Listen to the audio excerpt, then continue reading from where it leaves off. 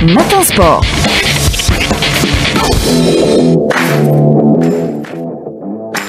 Rostom Yahya Shrif, bonjour. Bonjour Soraya. Ça va ce matin? Ça va très bien. Enfin. Oui, ça va. Vous étiez à Khenchela hier. Vous avez passé un bon moment dans les sources bien chaudes.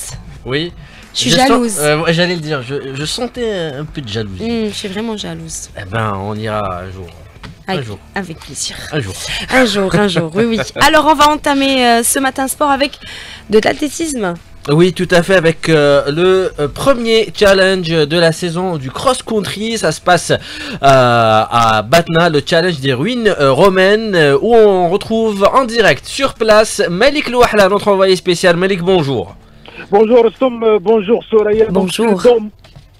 C'est dans moins d'une heure que cette première manche de la saison débutera, où il y aura 11 courses au programme, un programme qui débutera tout d'abord par les courses des jeunes catégories, avant de laisser place aux courses des seniors messieurs, qui débuteront par le cross-court à partir de 10h40 et qui sera suivi par le cross-land des seniors dames, prévu à 11h20, pour finir la matinée par le cross-land des seniors messieurs, un cross de 9 km, prévu à 11h40, de belles courses en perspective, et on reviendra bien entendu vers vous pour vous transmettre tous les résultats de ce cross de Batna. Bien évidemment, on vous retrouvera lors de nos prochaines éditions. Merci Malik Louahla pour tous ces détails. Et on entame donc, plutôt on l'a déjà entamé, on va enchaîner avec du football. Suite de la 14e journée du championnat de Ligue 1 avec 5 matchs au programme. Avec l'affiche à ne pas rater, ça sera à partir de 17h pour le compte de cette 14e journée. L'entente de Sétif, 2e au classement avec 19 points, qui accueillera l'USM Alger qui est 9e au classement avec 16 points et qui compte jusque-là 5 matchs de retard en raison de sa participation dans la compétition africaine. Un très beau match à suivre donc au stade du 8 mai 45 de Sétif. Et juste avant, il y aura également, à partir de 17h, le leader du championnat, la JS Kabylie, qui compte 3 points d'avance sur 2 points d'avance sur l'entente de Sétif qui accueillera l'Espérance de Mostaganem. Puis cette suite de 14e journée débutera à 15h avec tout d'abord l'Olympique Arbou qui accueillera le Moudia Club d'Al-Bayed, à 16h par de Téti Club JS Saoura, et à 16h30 CS Constantine, le dauphin de la JS Kabylie, qui accueillera le Najm de Magara. Hier, c'était l'ouverture de la 14e journée avec 2 matchs au programme. Le Mouloudia d'Alger avec son nouvel entraîneur, le Tunisien Khaled Ben Yahya, qui a été tenu en échec par l'AS Ochlef 0-0 au stade du 5 juillet. On va écouter sur ce match nul l'entraîneur du Mouloudia d'Alger, Khaled Ben Yahya, au micro de Hamza Rahmouni. Sur l'ensemble, on a dominé le match. On a créé quelques occasions de but en première mi-temps, mais en deuxième mi-temps, on a serré on a créé beaucoup d'opportunités, pour ne pas dire des occasions. En plus, le penalty raté qui a influencé sur l'humeur ou le mental. Mais sur l'ensemble, on a devant une équipe mais on était maladroit le dernier geste ou l'avant-dernier geste. Je ne crois pas trop, le mental. Il faut trouver des solutions. Un point qui permet au Mouloudia d'Alger donc de monter à la 4e place au classement avec 18 points en compagnie du Mouloudia d'Oran qui ne jouera pas ce week-end. Le Mouloudia d'Oran face au Shabab de Belouizdad, rencontre reportée en raison de la participation du Shabab de Belouizdad demain lors de la 3e journée de la phase de groupe de la Ligue des champions africaines face au Ahli d'Égypte. Ça sera au Caire. Il y a eu également ce match nul 0-0 hier entre l'USM Khenchela et l'US Biskra. On va écouter sur ce point ramené de l'USM Khenchela l'entraîneur adjoint de l'US Biskra, Sabah Ben Yacoub. Un match très difficile. L'équipe de Khenchela, ils ont provoqué l'équipe de l'USB. Les joueurs, ils étaient calmes en place. On a demandé être calme, jouer en place. Malgré ça, l'arbitre, il a expulsé un joueur, on a joué à 10. C'était très difficile. Je remercie les joueurs pour l'effort. Je crois qu'un point, il travailler pour le prochain match compétitif. On a match à Parado et match de coupe contre Michel, Inch'Allah. Suite à ce match nul, Biskra qui est toujours relégable à la 15e place avec 11 points en compagnie du Mouloudia Club d'Al-Bayed, alors que Khenchela est à la 6e place avec l'AS Ochlef et l'Olympique Arbou avec 17 points. Puis un mot de la programmation de la Ligue de football professionnel. Le match Parado Athletic Club US Biskra, comptant pour la mise à jour de la 10e journée, se jouera le mercredi 1er janvier au stade olympique du 5 juillet. C'est ce qu'a annoncé hier la Ligue de football professionnel. Le Parado, invaincu depuis l'arrivée à la barre technique du nouvel entraîneur Bilal Dziri, Algérie reste sur une victoire en déplacement face à l'Entente des Sétifs 2-1. Le Paradou compte 2 autres rencontres en retard à disputer face à l'USM Alger pour le compte de la 11e journée et devant le Chabab de Belouizdad pour le compte de la 12e journée, à des dates qui restent à déterminer.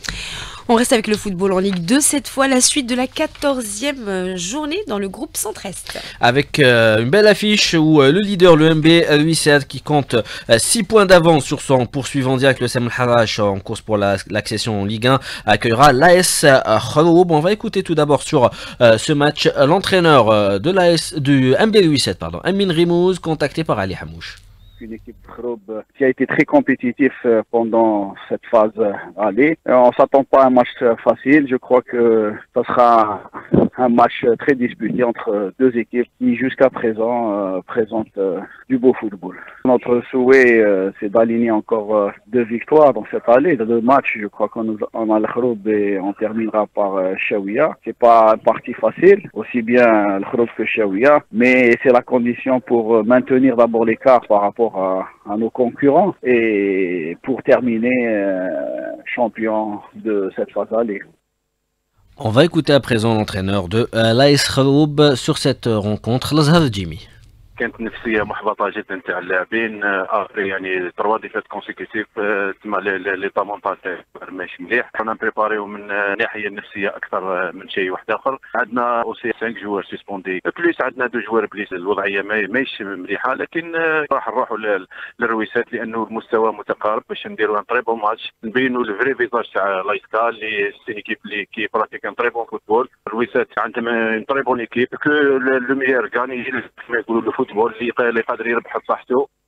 Le MB 8-7, prenez un peu d'eau. Le MB 8-7 qui accueillera l'AS Khroub donc à partir de 14h. L'USM Al-Harash, le dauphin qui tentera de revenir à 3 points du leader en cas de défaite de 8-7, accueillera le Hilal Beladiet Chelroum Mel'id. Le NRB Tlerma sera face à la GS Djidjel.